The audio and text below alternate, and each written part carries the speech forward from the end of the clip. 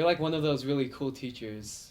Thank you. Yeah. I need that validation. Mm-hmm. So after you decided that you wanted to change your path to teaching, Mm-hmm.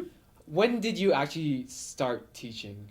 So I'm kind of an impulsive person. I was working as an assistant, and in February I had like a little meltdown, which is common of assistants in any field.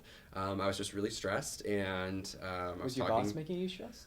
Oh yeah, I mean everything was making me stressed. I mean, when you become a young professional, everything is stressful. So I was talking to my family, and I had in high school had thought of being a teacher because I really loved my teachers in high school, and so I remember my sister reminded me of that, and then that night I just got on my laptop and I was like looking up credential programs, and then I saw that my old school, San Diego State, had one, and I saw there was like 2 tests I had to take, and there were a couple prerequisites I'd have to take online.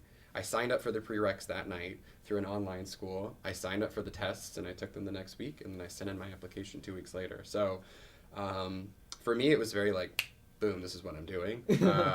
And I just didn't look back. And so I applied in February. I got in March, and I started school in August. I see. So and then 1 year of school, and then I became a teacher.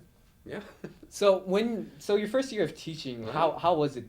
Was it anything that you expected? Like, how were the students? No, it was not at all. I think every first year teacher has a really rough time.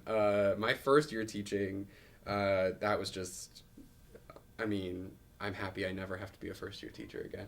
I think that you're just never truly prepared for what it's like when you're alone in the room with them.